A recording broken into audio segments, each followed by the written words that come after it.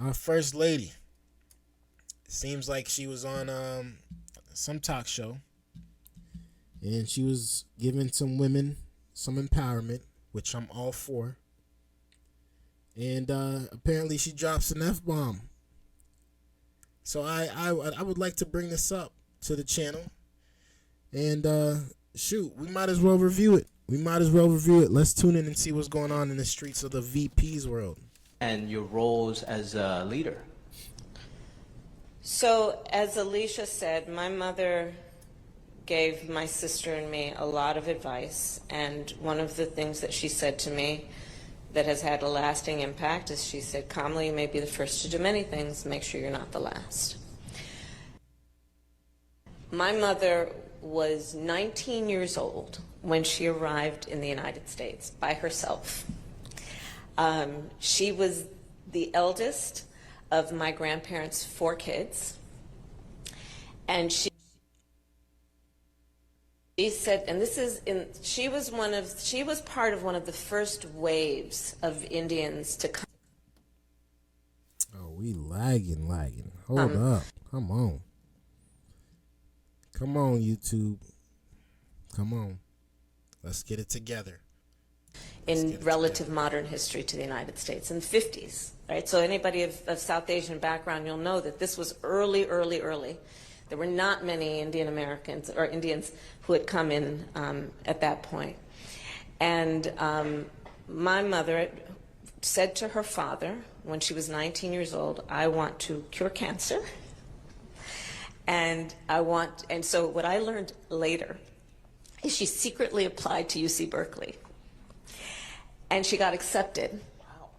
And so she went to my grandfather and said, I want to go. And my grandfather was very progressive. His eldest child, we know in Asian culture what birth order means, right? I am the first grandchild too, I'll say. And my grandfather said, go. And so she arrived in the United States by herself because she had a passion and she had a goal. And she, basically, her life was committed to 2 things: raising her 2 daughters and ending breast cancer. And my grandfather was probably one of the favorite people in my life, especially during my childhood. We were Good old Kamala Harris. Or AKA Mamala. She's here talking her talk. Giving us a little background of what's going on, what's been happening in her lifetime. And, you know, I guess they're just letting her express herself a little bit. Which, again, she came on here to have a speech with this Asian sir. I don't know exactly where the speech was. I guess it was at a congressional student summit, but she was asked questions about her childhood and all this stuff and how did she get to this position, and she pretty much let us know how she feels, and I'm just hearing her out tonight. I'm not gonna get on her unless she says something egregious. I don't want to get on her right now because we just listening right now. We just figuring out what she's trying to say. So any of you of my generation, you may remember those blue envelopes with all the stripes on them, you know, right? That you'd send back and forth. And you open them, and you'd have to open it with a letter opener and unfold it. And my grandfather and I were No, I don't know what she's talking about. I might be too young for that. But let's continue. And pals, and we would go back to India every 2 years growing up. So basically trying to avoid monsoon season. So it was sometime between October and December, around the Christmas holidays usually. And I, as the eldest grandchild, had the honor among anyone in our family of being invited by my grandfather to take his morning walk with his retired buddies. And they would every morning gather, these, you know, old men who were very smart and very knowledgeable, and they would take their walk. And I would hold my grandfather's hand, and I was the one who was able to go on the walk with him. And my grandfather and his friends would passionately debate the importance of democracy and a government that treated people equally and with fairness, and a government that was not corrupt. And that influenced my life in more ways than I can ever explain, even though I didn't realize it at the time.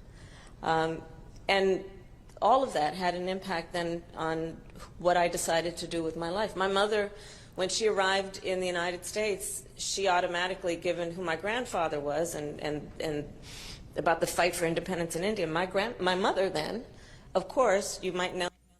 I'm trying my best to let her speak and let her do her thing and let her explain, but it's not as entertaining as I thought it was going to be, honestly.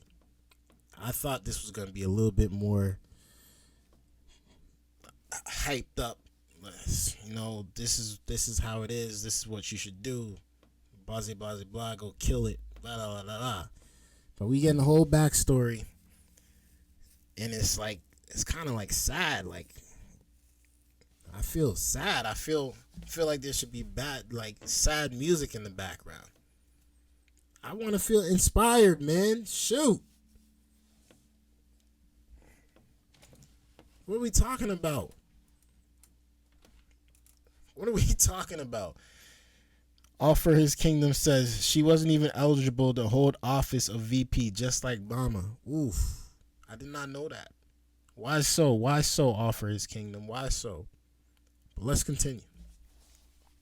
I know this in retrospect, took to the streets to march for civil rights in her sari.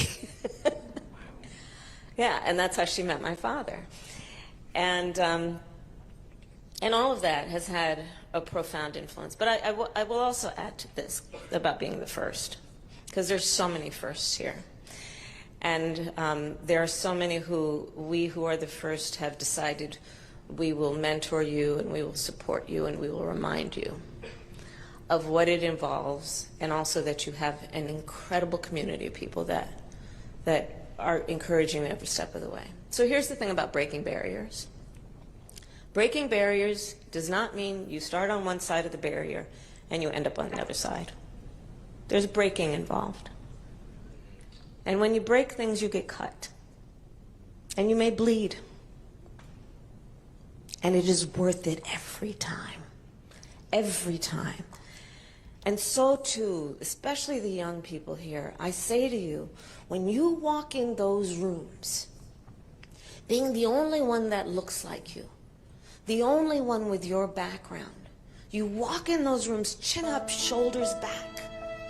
Be it a meeting room, a boardroom, a courtroom, a hearing room. You walk in those rooms knowing that we are all in that room with you, applauding you on, and expecting certain things from you, including that you will not be silent in those rooms.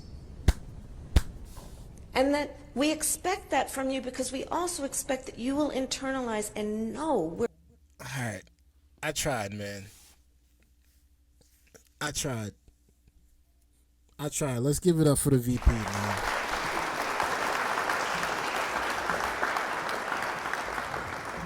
I think she was expecting hand claps after some of those things that she was saying. But the room was so silent. The room was silent. I don't know if they was just trying to let her speak, or if they just was not getting with the program like I was.